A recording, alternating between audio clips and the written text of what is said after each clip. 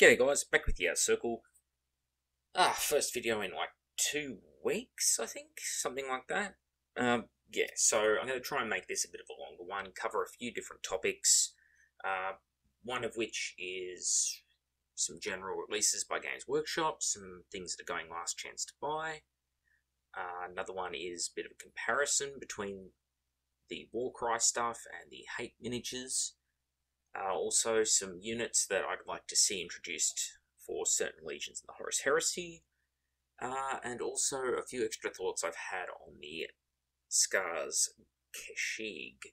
So, well, I suppose let's just get into it.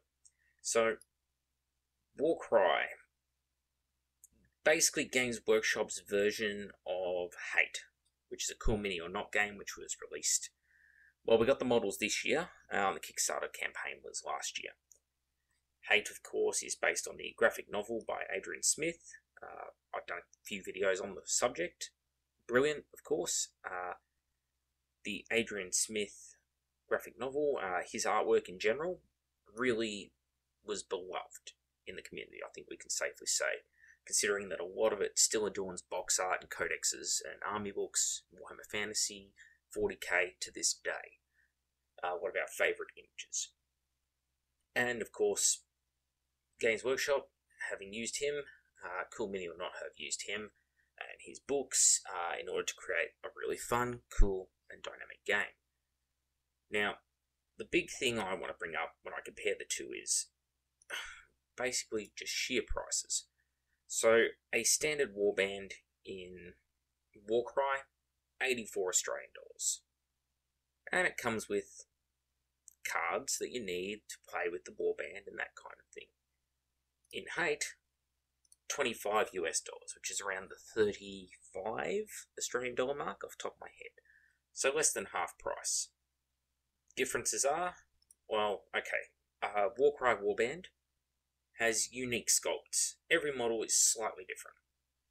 In Hate, you'll have 3 different versions of the sort of henchman. You'll get a champion sculpt, a shaman sculpt, and a prince sculpt. So the prince being quite a big figure, similar in size to a Warhammer Dreadnought or Contempt Dreadnought. Quite a big model, incredibly highly detailed. But they're mono pose. Games Workshop, on the other hand, they are giving you models which are mono pose, but at least there's a bit more variety there. There's no double ups of sculpts. Within reason, of course, because if you look at the different bundles, you can see that the Furies, there's only 3 sculpts, and the same with these, whatever the fuck these are. So, the other thing with Hate is, at least Hate gave you fully assembled miniatures. Play with them straight out of the box. Warcry isn't giving you that. You're getting sprues. You actually have to go through, you have to assemble these miniatures yourself, no matter how cool you sort of think they are. It's just Games Workshop's not going to assemble the miniatures for you. Bit of a downside. I'm fine with that to a point. The big point I always like to raise is if you're going to make monopose miniatures, yeah, pre-built is fantastic. If they're monopose miniatures and you can't convert them or anything like that without actually being quite a decent hobbyist, well, what's the fucking point in making them multi-part models? Just cast them as one piece. Now, yes, I know the difficulties involved in plastic casting.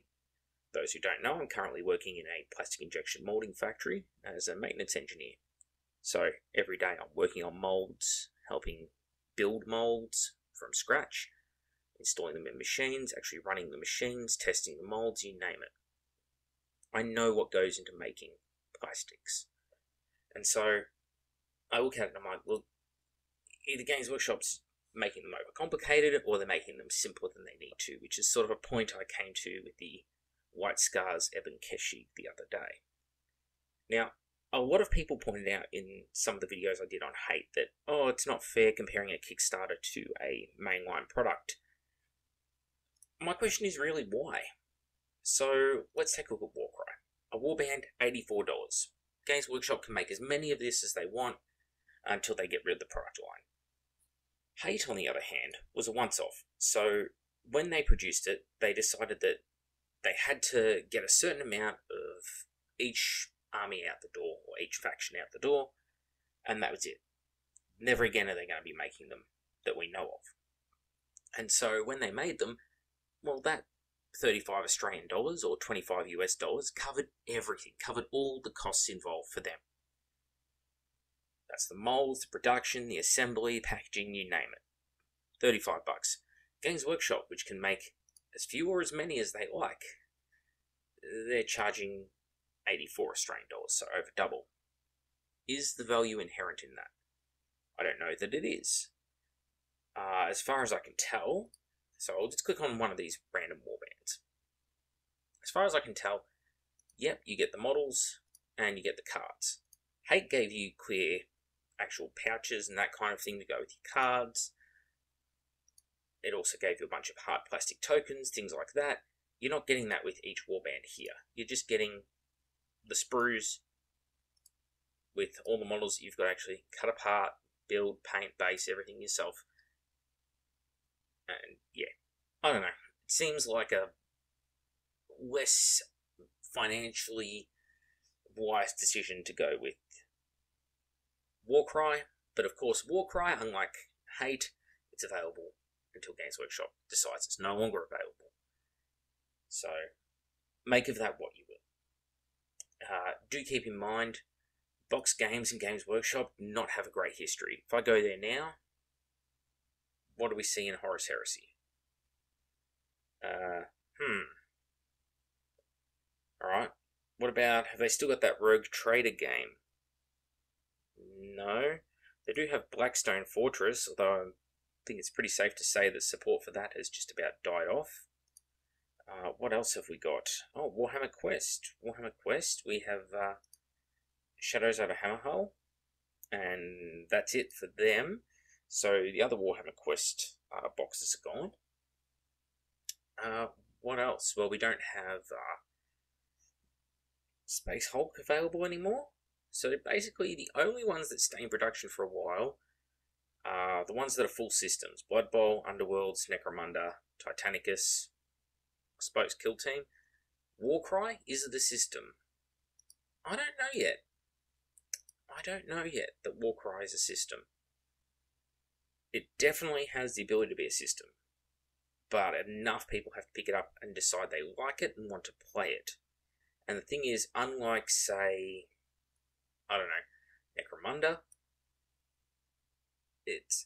or Mordheim, or any of these other sort of established IPs, this is just a new thing, and it's all about sort of chaos and will appeal to those players primarily, but also maybe to some other people. Some people even kit bash units for 40k armies and stuff out of these models. I get it. I don't know, though, that it's going to have the appeal or the legs of some of the other systems. I can guarantee that Mordheim would be a huge seller if they brought it back out. But because Mordheim is the old world, and is very rooted in the factions of the old world, that kind of thing, it's not its own separate parallel universe like Blood Bowl is, it raises its own issues. So I don't know necessarily that buying Warcry is a safe bet in the short term. I guess in the long term is what I'm getting at. Financially, to me, it's a fucking rip anyway, but that's just Games Workshop to me at this point. So hardly new. Please drink some water, wash down the salt. But Hate to me was a fantastic buy for how much I actually paid and the quality I got. Alright, last chance to buy. So just a moment ago I was talking about the old world. These are some of our most iconic sculpts. The Wayfinder and Waywatcher are both models that I loved out of these. What else? Neither of those War Priests. Oh, the High Elves are getting gutted, because that's a lot of fancy units going. Free Guild Archers gone. So they're getting rid of a lot of the last Empire units here, it seems. Swordmasters. They look the old metal Swordmasters. Did they ever get a plastic kit? I don't know. Blade Guard? Wow, so the core unit of the Wood Elves. I guess they're going to full tree people now, are they? Dwarves losing Thunderers and Warriors. White Lions going. Waralter. Yeah, this is a gutting of pretty much all of the old fantasy models. So when they said, oh, your old armies will still be able to be used, just to be able to get models for them, that was really just a limited time only thing, I guess. No more dwarf cannons, that kind of thing. Chaos Dreadhold Fortress Wall. I don't know that it was really a big seller, but sure. So, the Empire General, Free Guild General, sorry. Ooh. I like that Warrior Priest there with the 2 hammers. I always wanted to put him in a Mordheim army. That's a real bummer. Oh, and that Waste Rider model is awesome. So is the Witch Hunter there. Fuck, I could use both of them. Yeah, real shame. They're gutting the model range because they don't want to support fantasy. They want to support Sigma. I get it. Doesn't mean it's not a piece of shit move by the company, because they wouldn't be where they are now as a company if it wasn't for that IP. And if people don't think that IP was worth money, I can understand that, but Games Workshop's now making more than 70% of their money from video game licensing, from just selling and whoring their IP out to video games. Most of those video games are either 40k or especially fantasy based, like the Total War games, Warhammer Fantasy, Vermintide 1 and 2, very popular games and only exist in that fantasy world. Nobody's doing anything with the Age of Sigmar license. And there's been more than enough time since Age of Sigmar came out to make a game set in it. It's just the old world was worth something, but Games Workshop didn't want to invest appropriately into it. I mean, people might cite the high buy-in cost of buying an army into Warhammer Fantasy as one of the reasons why a game died. I would point out that the prices were only really high because Games Workshop set them really high to make a lot of money. When you're paying essentially 3 to 4 cents a sprue, and then probably about, I think we worked it out to what, $1.20, something like that, to then package it up, put it on box art, pay for your sculpting fees, ship it anywhere in the world, pay all the taxes, you name it, and then you're selling that same box for $80, then you go, oh, people just aren't buying them. I wonder why. I suppose, saltiness aside, well, is it so salty to point out that Games Workshop killed fantasy through their own overpricing practices? I don't think it's really up for debate at this point, is it? Oh well, someone in the comments will no doubt point out to me how I'm wrong. It's always the way it goes. Welcome to the internet. It's a wild ride. Alright. Horus Heresy. Horus Heresy. What do I want to talk about in the Heresy? Well, let's start with Dreadnoughts. So I said that there's a few units. I mean, I could do a whole video on this. I'd reiterate a few of these points here, but there are units that don't make sense with the armies they're attached to. Specifically, Night Lords and White Scars Leviathans. Bit of a strange choice of legions to give Leviathans. Now I get it, Leviathans make Forge World a lot of money because they're a good unit, popular unit, or at least good unit if the other guy doesn't know how to deal with them. Thing is, I put it to you, they should have done probably Iron Hands and Iron Warriors Leviathans first, because they're two of the legions most likely to use them, and two of the legions that benefit most from using them. After that, I would look at Salamanders and Sons of Horus. Sons of Horus, of course, were known for the use of a lot of Terminators and Spearhead Assaults, and consequently a lot of Dreadnoughts. So why don't those legions have them? And I mean, if I'm on that point, does anyone remember when they actually sold an Iron Hands Contemptor? It was out for the first year and a half or so of the Horus Heresy game, and then just vanished. Someone said they lost the mold. It's like, how the fuck do you lose a mold? Seriously. Are you telling me a company is that inept that an entire mold just vanishes? Just gone. The Masters, all the different versions of that mold, no way. No way known.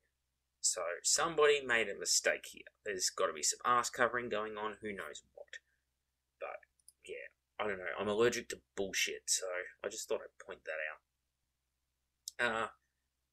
Also, while we're on the topic, let's talk about some Legion Terminators. There should definitely be units like Atramentar. So that's the Night Lords Terminators. Cataphracti armoured, of course, and the Night Lords, of course, got a Tartarus armoured champion. this is a point I've covered across many videos, but stop making the champions different armor to the units they're meant to go with. I know it seems really basic, but come on. On top of that, things like introducing Gorgon Terminator Armor as an option for consuls and praetors in Iron Hands, if you have a unique set of Terminator Armor, that kind of thing, allow it to be an option that can be given to commanders in order for them to join those units without hampering each other in some way. The classic point I want to use for this, of course, is that if you join a Cataphractii armored unit to a Tartarus armored unit, then all of a sudden you're the worst of both worlds. You start losing things like the ability to overwatch, and to run, to chase down enemies in close combat, and at the same time you don't have that superior Cataphractii armor save everywhere, so it's just the worst of both worlds. So let's do something about that. Also, Imperial Fists, alright, they've got storm shields for their Terminators. Why do they only make them in Cataphractii arms? Fix it. Same with assault cannons. Assault cannons are an option for Imperial Fists and Blood Angels, only made for Terminator and Cataphractii arms. These are simple solutions, people. Let's fix it. Things like the Sons of Horus Justinian Terminators. They're from that old style of resin Terminator, and the problem with that is that, resin arms were removed from production for the old style Terminators, and instead it's the new resin arms that are available, which don't fit on the Justinian models without, again, knowing your way around the conversion piece. Let's fix that, Forge World. For armies like the Iron Hands, things like Graviton guns was something that they could take on whole units. No longer sold because of last chance to buy, so let's fix that as well while we're at it. So you can see a lot of problems I have here. They've given Terminator armor consuls to Blood Angels, fine. But to the White Scars and the Night Lords, not so sure, or at least definitely not in the armors they're in. If anything, swap the two armors around. Not saying they're not cool models. I actually quite like them both. But, again, Iron Warriors, Iron Hands. Well, I suppose Iron Hands do have an Iron Father. But he's in Cataphractii armor. These are the sort of legions that need this equipment. Sons of Horus Terminators, the only Terminator captain they can get is either converting their Justinian or buying the Abaddon model. And the only way to get the Abaddon model is to buy Abaddon and Loken. And if I scroll around in my Horus Heresy, let's see, Traitor Legions, Sons of Horus. So if I want to buy Abaddon and Loken, I'd pay $140 Australian. Just for the privilege of the Abaddon base miniature. And I mean, he's a cool base miniature, mind you. Rules-wise, probably needs a little bit of work in the Heresy, because of the power creep that's sort of gone on over time. Nowhere near as bad as 40k, but noticeable. Let's just say on some of those early characters like Loken, Abaddon, Sultavits. Yeah. Cataphractii Tartarus doesn't really matter. Even if they brought out a decent, generic Cataphractii and Tartarus body for HQs that could be sort of converted to suit different legions, maybe a legion-specific upgrade kit that came with just 2 Terminator shoulder pads, a Terminator weapon, that kind of thing. Because there are Legion weapon kits you can buy. Say I go to the Emperor's Children, and it's you can buy some helmets, you can buy some Phoenix Spears, and then you can buy whole packs of shoulder pads and, of course, the helmets separately. But it's why don't you give me the option to buy a couple of Palatine Blade swords, some Phoenix Spears, a couple of Terminator shoulder pads, and a couple of embossed shoulder pads in one box? Like a good little bundle. Would that be so crazy to ask for? If we're wishlisting here. Just saying, maybe some Palatine Blade shoulder pads in there would look extra sweet, because they look like the sort of lead Palatine Blade model. He looks like he could be a consul. That'd be this chap on the left here with the top knot. That's pretty much a consul there, or a champion, something like that for the Emperor's Children. So if you sold most of the parts of that model, as its own separate kit. You could sell it as an Emperor's Children console.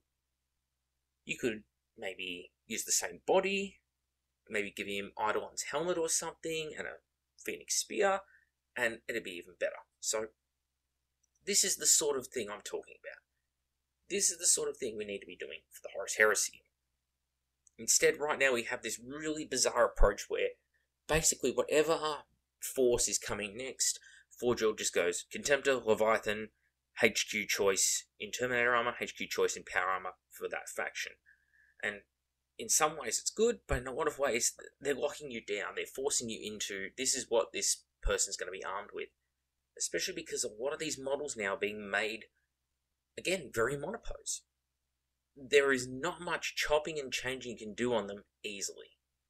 So if I were, well, again, to go and look at the Terminators, for example,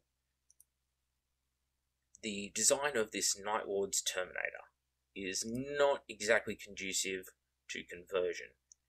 So for a start, the right arm is sort of forced into that upright position.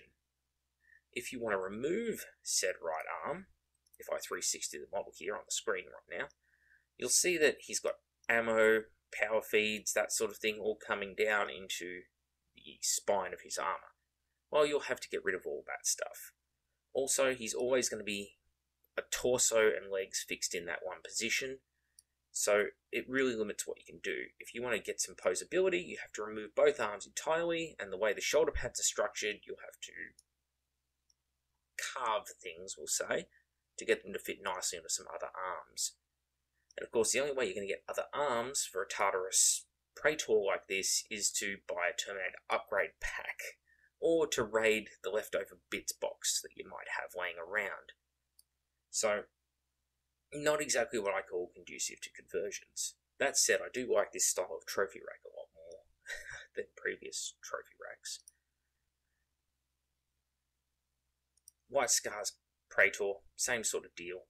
I don't really care for a combi melter armed Cataphracti Terminator Praetor. It just doesn't suit me. I don't think it suits any White Scars player. It's not making the best use of the model, is what I'll say. So, again, with this one, you can't just swap an arm, because all that nice fur trim and leather strapping around the shoulder pads isn't going to be there on other Terminator armor. And the way that the forearms are laid out, they have this weird double trim happening, which other Terminators don't have. Usually they have a gold embossed trim that sticks out from the armor. This is like a recessed trim. So it's going to be very obvious to people if you change arms on the model. This model is very much designed to be built as is. The static pose of it, that kind of thing, is not conducive to easily converting the model. Again, something I dislike.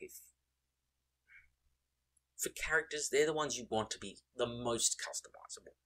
Make my basic infantry monopose. I don't give a shit about my basic infantry, because they're going to die by the horde, but the characters are the ones we give names. The characters are the ones we give the backstories to.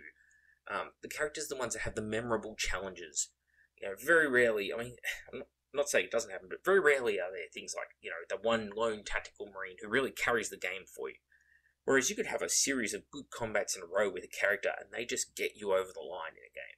So they're the ones we often bond to. They're also the ones with the most detail, the most work that can be done on them, paint-wise, conversions-wise. They can really stand out from the crowd. You can lavish the attention upon them. And I don't want them to be monopose, boring kits. That's why I haven't bought this model. This is why I haven't bought the other White Scars Praetor, who's actually better, the one in Power Armor. Again, not saying I hate the models. Don't confuse my criticism with disliking the models. I like the models well enough. I just don't think they're right for me and my needs as a hobbyist. Because I want models that I can really make my own. These models are great for a person who's happy to just take a model out of the box, build it as is, and run it in their army. And there are plenty of people out there like that. And it's fine to cater to those people. But honestly, I would just be happier with the ability to, you know, like the old Space Marine plastic cap is a one I often will refer to. So if I go into the Warhammer 40,000 page, I will try and quickly find this. Space Marines. Oh boy. I'm going to scroll through all the Primarade stuff.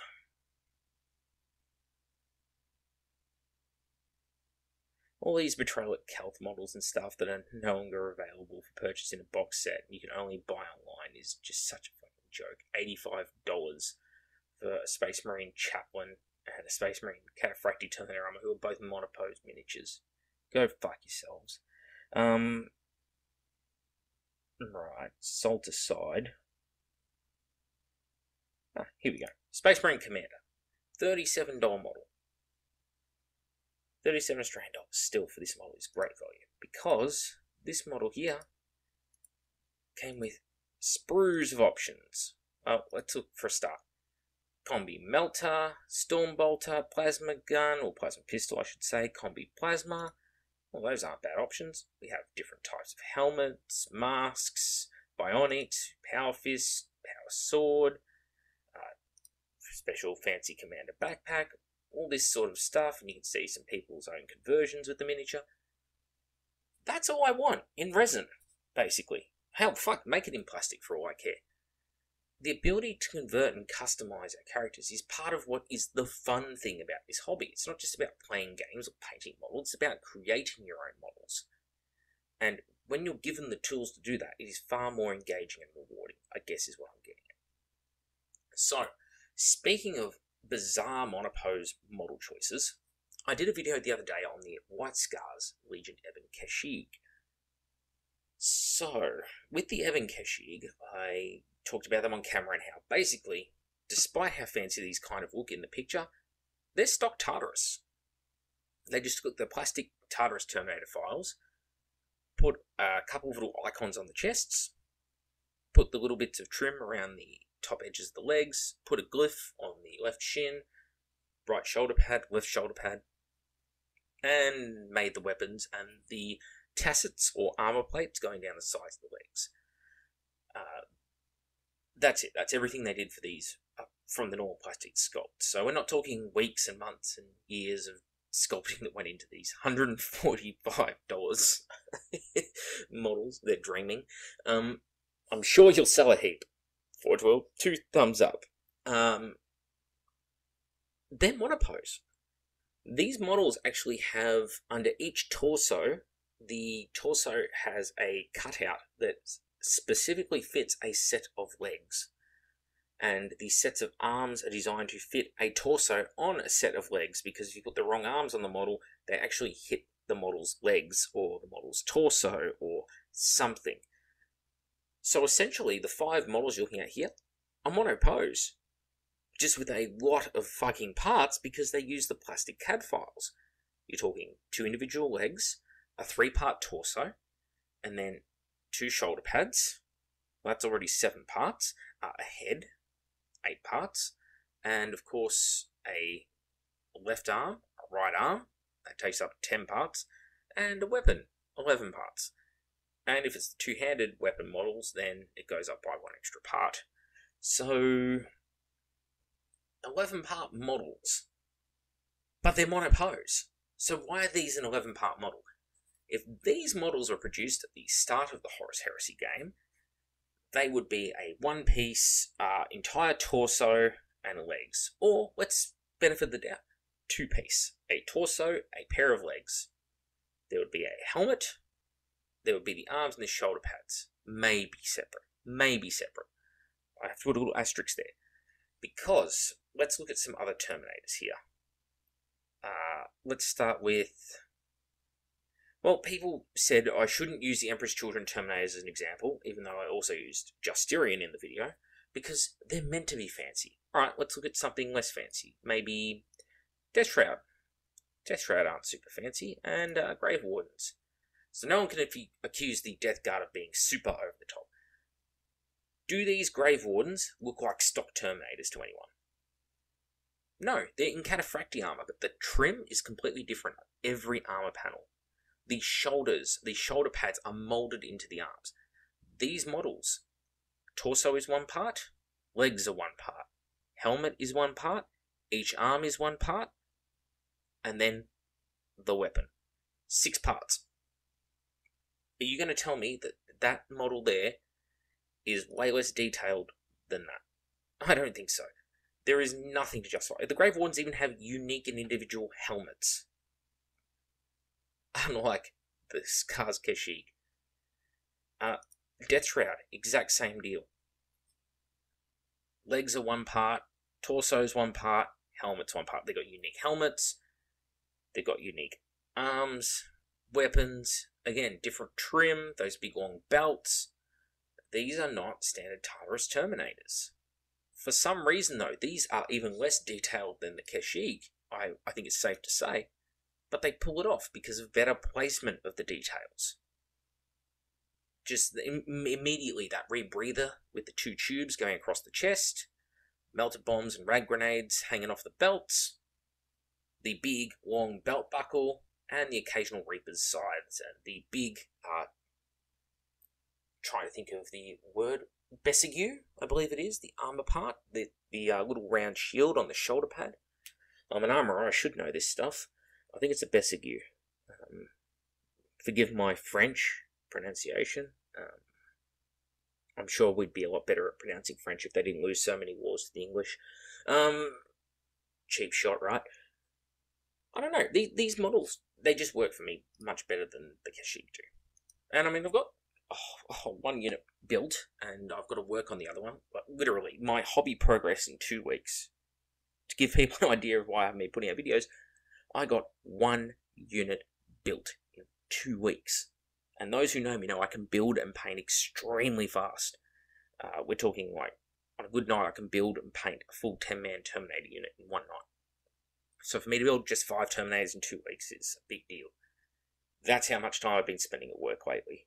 It's just peak season for me, so yeah, between that and dog training. Alright, back on topic. I love Grave Wardens, I love Death Shroud. So let's accept they're both more detailed than what's going on with the Kashyyyk. Alright, what about the Varagya? The Varagya suffer from the same problems. Essentially, these models are monopose. But at least with the Varagya, you can move arms around, that kind of thing on the models. Yeah, no one's going to accuse these of being a pretty sculpt. Let's face it. No one's going to be like, these are the best sculpt in the Horus Heresy. But at least when the sculptor did do this, the sculptor who has since left the studio due to backlash created against the quality of the sculpts, they put effort in. These are clearly very unique Terminators. Again, no one's going to say this is just the basic Terminator and they just added 1 or 2 details in CAD, like on the White Scars. No, these are very unique. Every model has an individual head. They have their own fur banana-shaped trim coming off them. They've got unique Varagya axes with runes on them, all over them. They've got whole shoulder pads of runes. They've got runes and iconography carved into each leg. They've got the lamellar armor plates on the legs with the overlapping. Looks great. Okay? Looks great. Just executed not so great. Lernian, or Lenaean Terminators. Again, nobody's going to sort of turn around and go, well, these are stock cataphracti. The trim, again, completely different to standard Terminator trim. Also, scales everywhere. I think it sort of speaks for itself. And of course they've got the little Hydra iconography, the little XX of 20th Legion on the knee pads, that sort of thing. They've got their own custom axes, which have that sort of scale pattern on the grip. Looks fantastic. And then you look at the Kashyyyk, and it's just like, here's some banana machetes. For those who don't know, they're like a long machete used to cut bananas off trees. They've got a very long handle to help lop them off. And of course they're armed with things like Volkites, Conversion Beamer, completely unique Legion helmets, and even down to like the little Hydras on each side of the helmet on the back plate of the armor. Like, again, clearly, fucks were given here. So, what does one say? Alright, Tyrant Siege Terminators. Again, I'm probably really hammering the point home, people getting bored by now, but you're not going to go, oh yeah, standard Terminator armor. That is unique cataphracti armor. They've got the long belt buckles, sort of similar to what was done with the Death Shroud Terminators. Looks good. I think the long belt buckle looks much better than the armor tassets on the White Scars Kashyyyk. I think it's because the armor tassets make the legs look very small and short. It's not so bad in person, if I'm honest. But because of that, it makes the Terminators look a lot less graceful and such, and it gives them a very, very weird body shape that doesn't look right to the eye. Yeah, the belt buckle just works better. Also, these guys, they clearly have unique helmets, inspired by the sort of Iron Warriors Legion icon, that sort of skull face. Cyclone missile launchers, again, these are unique Cyclones that they've got.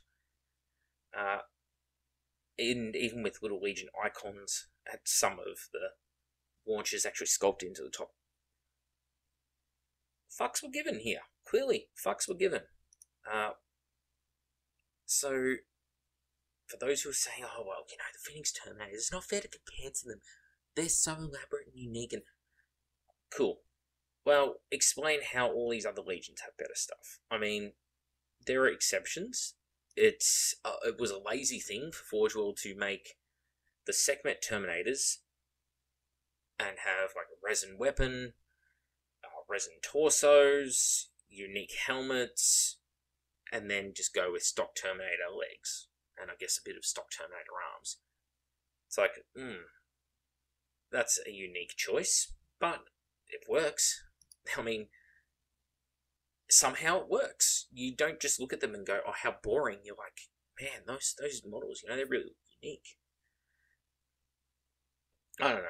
Someone explain it to me, but basically, yeah. Ebon Kashyyyk are monopose models with 11 parts each. Why? Oh, and I didn't include the rock. That rock that you see on a couple of the bases there, that's also a unique part. So I guess between those and the two-handed model, that's an average of 12 parts a model for 3 of the models and 11 parts a model for the other 2. That's a lot of parts for models that are essentially only one pose ever. And it makes it very hard to, again, convert these models. The only way to sort of get a bit of variety here is to take a Dremel, stick it into the underside of the torso, and carve it out. And that is risky business if you're not familiar with doing it. Not many people will want to carve out the insides of their Terminators. Because again, the power cables and such, the way they're laid out in the legs, slot very specifically into certain torsos. The torsos have different depths, different positionings, which means they only go on certain legs. Yeah. So, the Ebon Kashyyyk, after all of this, I came to the conclusion that for what they are overcomplicated, much more difficult for the hobbyist, and the only people who are benefiting from this design is the company who sculpted them, because they just took an existing CAD file of plastic sprues and just added a little bit of extra shit to that and said, good enough. The peasants won't know, and then they printed it. Well, that's not good enough. Unique models should be exactly that, unique. If I put more than 2 units in my army, I don't expect the only distinguishing feature to be the paint job, especially when the models should have the same paint job. Yeah, it makes life a little bit more difficult than it should be. And I know this is a salty little whinge, but again, as a hobbyist, I derive my enjoyment from the creation of unique things, of taking existing parts, reposing them, and making something unique out of an existing basic set of parts. And these models do not allow me to do that easily. Again, for those who have bought them or considering buying them, the biggest improvement you can make is buy some White Scars helmets for normal power armor and put those in instead of these literally stock Mark IV Terminator helmets, which are just fucking lazy.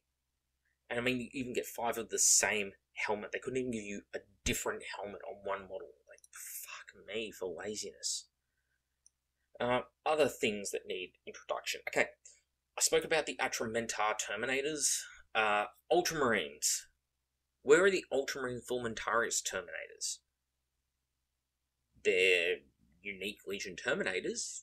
pretty much every other Legion has their unique Terminators now. It took a long time, but we got there. Where's the Formentari? Oh, I guess they're just not getting them. They didn't get their elite jump troops either. Something worth noting. And they're the Blood Angels, actually. I don't know if they've previewed anything for that.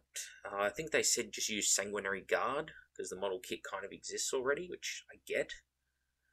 But essentially you're just saying to people, here's a couple of units like Invictus Suzerain. That's enough. That should be enough for you. We don't need to give you all the models for your army.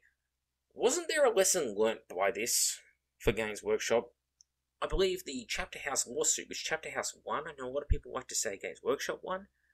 No, they lost most of the points of the argument.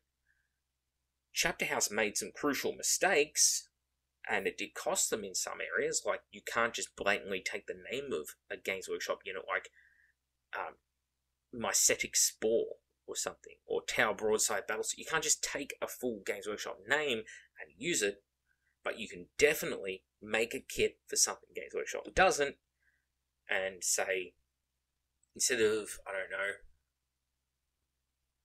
let me think of an example now that I'm blanking. Say they don't make a Space Wolf Bjorn Dreadnought. They could say, Wolf Warrior Bjorn Ironside. And it would be a Bjorn Dreadnought. They could legally do that.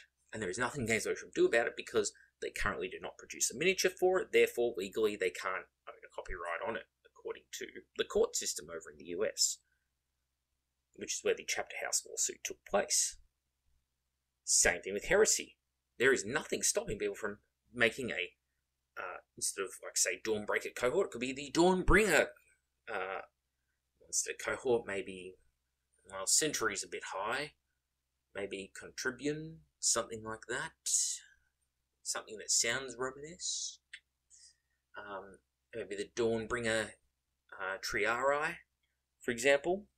You know, and it could be a pretty much Blood Angels Sanguinary Guard unit. And they could legally do it because there currently isn't a lot of production. That's how that works. I know I've really sort of dumbed that down a bit, and there's a little bit more legality to it, but, you know, I suppose it's important to bring out all these models for, I don't know, Middle Earth.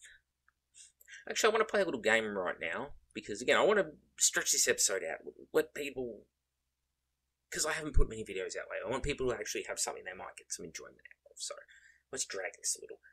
I want to see all the new releases for Middle Earth. Oh, clearly Willow Rosebark from Blood Bowl is not it. Let's see.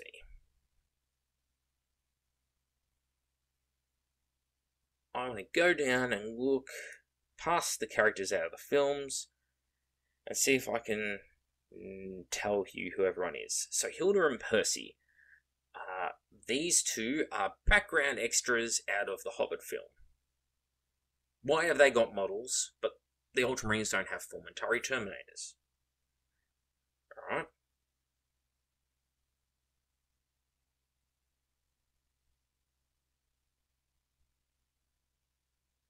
Could have sworn there was a lot more models. Maybe they're in the Lord of the Rings section.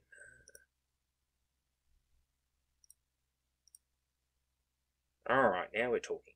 Denethor and Irolas. Irolas was a guy who was, again, a background extra in the films, but didn't have one spoken line. He's the guy who sort of greets Gandalf and Pippin when they come into the city, and people thought he might have been Beregond, who was an actual character featured quite prominently in the books. No, they just made a model for it because, fuck money. Alright. Elfhelm, Captain of Rohan, a character in the novels, and just one of the captains of Rohan. That's pretty much all we know about Elfhelm. What else? Deerwine, Chief of the King's Knights, foot and mounted. Again, same thing, sort of one-line throwaway character in the Lord of the Rings novel. The Wardens of Gondor. Now we're just making stuff up. At least the Guard of the Fountain Court and the Citadel Guard were an actual thing. Yeah. Knights of Dol Amroth, great to see them. I do really like Dol Amroth. So, I mean, that's cool. that's cool. What else we got? Mumak War Leader, Mumak Warherd. This was an expensive upgrade kit, but if memory serves correct, I wonder if it's still... I checked the Middle Earth strategy battle game. I reckon they would have finally adjusted the price. It used to be that you could buy a Mumak. Yeah, they have adjusted the prices. There you go. You used to be able to buy the Mumak from Games Workshop for more than you could buy the Forge World Mumak with upgrade kits and everything. Yeah, it was only after they did that huge Forge World price rise for no fucking reason beyond greed that this really became a thing. But even then, for $180, you're still getting a full upgrade kit for your Mumak and 2 resin characters, one on foot, one to ride on it. Yeah, I don't know. I guess that's good value. So, I don't know, why would I buy the plastic one from Games Workshop now? Yeah. Actually, it makes me curious. If I go to... Let's see. I go Imperial Fists. Because I haven't checked this in a little while, but Imperial Fists are a good one because I know you can buy the Terminators with the Storm Shields. $130. Yes, they've been upped in price significantly too. Because on Games Workshop, you used to be able to buy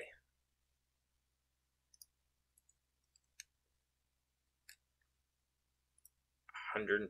So it used to be cheaper to buy the Imperial Fist Cataphracti with Storm Shields than to just go to Games Workshop Australia and buy the plastic Cataphracti. That's the sort of markups. Now, since they've raised Forge World's prices, it's actually $15 Australian more to get the 5 resin Storm Shields, which isn't really that much. I'm curious, actually. Do they sell the Storm Shields individually? They do, and they're $40. So they're essentially a third of the cost if you buy them with the plastic Terminators than without.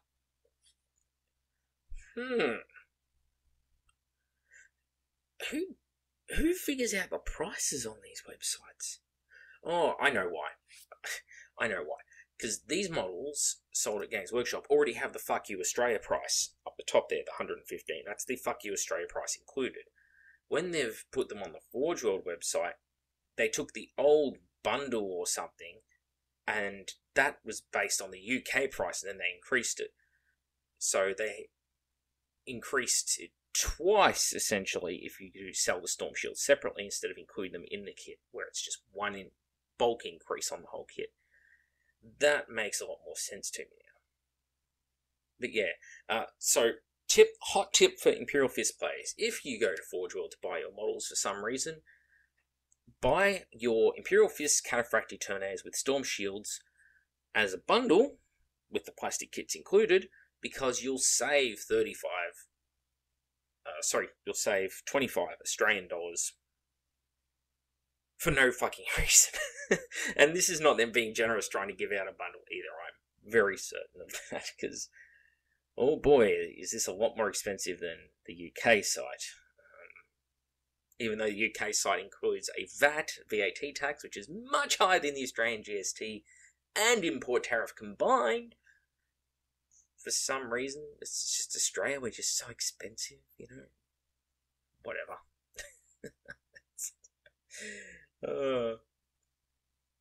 Actually, the Imperial Fists are an interesting turning point, because this is the Legion that marks the point where they started just bringing out upgrade kits for basic Legionnaires. So, prior to this, if you had a Legion, let's say, I don't know, Emperor's Children, there's a good one. Emperor's Children. They got their own plastic Terminators, and they're clearly completely unique. Same with their Cacophony, completely unique. Palatine Blaze, completely unique. The Imperial Fists is where the trend of making an upgrade kit that then had to be put onto a plastic Marine tactical unit started to appear. So Templar Brethren, and of course the Phalanx Warders. I think this was then carried on. The Alpha Legion also got units in that same book. This was all in book 3 of the Horus Heresy. So, Alpha Legion, where are you? And it will be the Seekers. Oh, sorry, Headhunter Kill Team. My mistake. So these guys are plastic, except for the shoulders, torsos, helmets, and the combi bolter. So this is an upgrade kit, and you actually see it's its own separate bundle. So upgrade kit for a plastic tactical squad. So it all began in book 3, this dumbing down of the sculpts, that up until this point, it's like every legion got unique stuff. And in book 3, they were like, yeah, it's a lot of work, this unique legions. Whew, I don't know. Some, like the Iron Warriors, Iron Havocs, don't even have models to this day. You just have to use regular Devastators, and I guess maybe some helmet upgrades. What else? I think Ultramarines suffered from this as well. Yes, they do. The Praetorian Breaches, their shields and weapons are an upgrade to plastic tactical marines, and their helmets are also sold separately. So you need to buy a tactical squad, spend another $100 to get a full 10 shields and swords, and then another $60, another $30 for the helmets to make a legal 10-man breacher unit with the power swords. Who wants to pay $215 off the top of my head? I think it's $85 for a plastic tactical squad. Let's see, try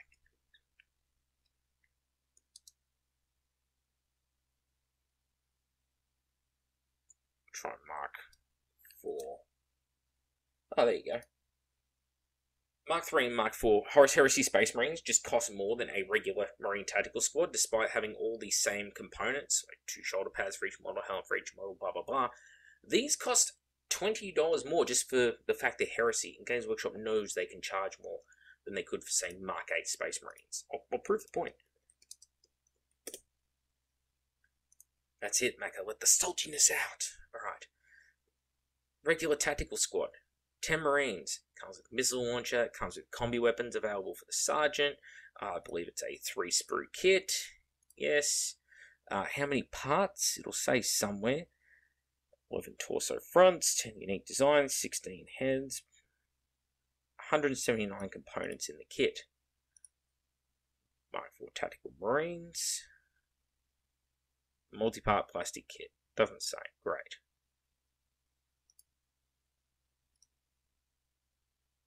Well, in any case, 3 plastic sprues as well. I can kind of compare them a little bit if I look at the sprues. So this one, the legs are on each side of the sprue, whereas on this one, they're down one side of the sprue. It's a whole bunch of shoulder pads, missile launcher, and a heavy bolter. The tactical squad gets the missile launcher and the special missile launcher backpack, but they don't get the heavy bolter. But what they do get are plasma pistols, a range of combi weapons, including combi grav, flamer, melter gun, plasma gun. That's all pretty good stuff. They get some pointing hands, some hands holding grenades, some hands holding combat swords and auspexes. They also get like purity seals, things like that, a couple of scopes, a whole bunch of purity seals, in fact, and a large range of helmets, torsos, that kind of thing. Exact same with the Mark IV squad. So, basically the same kits, but because one's in Mark 7 and 8 power armor, and the other one's in Mark 4 or in Mark 3 in the other set's case, they just get charged $20 more, because they're Heresy, and Games Workshop's like, fuck, we know people are going to buy these, whereas nobody's buying our normal tactical squads anymore, because our normal tactical squads aren't Primaris. So, go fuck yourself. But anyway, you need to buy a set of these. So $85, and then if I wanted to turn them into Ultramarines breaches, again, I'd have to get 10 shields and swords. It's $100 more, so it's $185 plus another $30 for the helmets. Nobody is paying $215 Australian dollars, which is a week's rent of a house. And I'm not talking like some shitty apartment. I mean a 2 or 3 bedroom house with a garage. A week's living in one of those, or owning an Ultramarine Breacher unit. Like, come the fuck on. It's decisions like that that killed Warhammer Fantasy. When the old Warhammer Fantasy army bundles cost as much as 2 weeks rent at a house, or a month's mortgage. Like, I could pay my house off. I pay $800 a fortnight on my mortgage. So, $1,600 a month. That is paying off interest and principal as well. So, if one wanted to cut it just to interest only, they could own a house. You're not really paying anything off the loan, but you're keeping the bank happy by paying enough. You could do it for the same cost per month as buying a Warhammer Fantasy Battle Force. And they're like, oh, nobody was buying Warhammer Fantasy. It's like, I wonder why. Isn't it great how some things just come full circle like that? Ah, boy. And of course, well, actually, I'm curious, which legions still have decal sheets? So, Emperor's Children do not. Alpha Legion.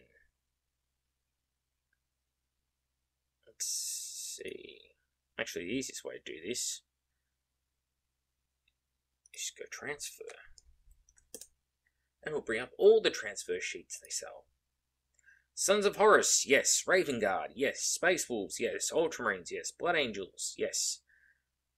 Imperial Fists, yes. Alpha Legion, yes. Word Bearers, yes. Night Lords, yes. Salamanders, yes.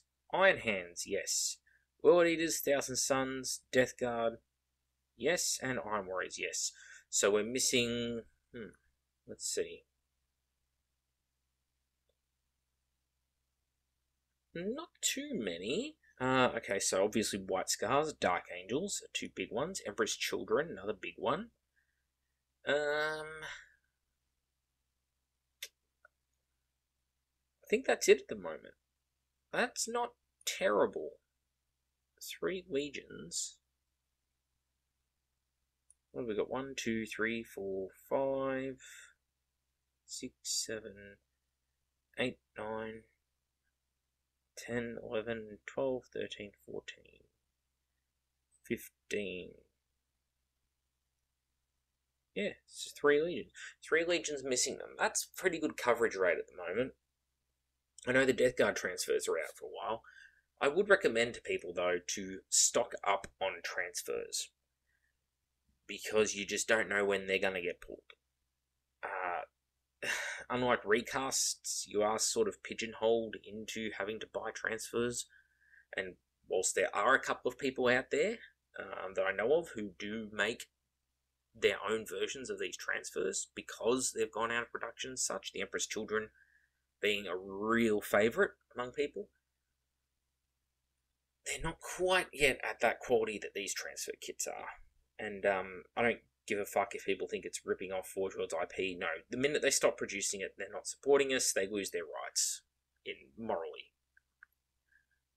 Because, frankly, it doesn't matter if it's their hard work to create something in the first place. If they then no longer sell it or do anything with it, well, they basically fucked everyone over who needed said item. So, just saying. Moral grey zones. Wonderful things. Well, look, I think I've waffled on enough now about sort of various units I'd like to see in the Heresy that don't exist while other weird shit does.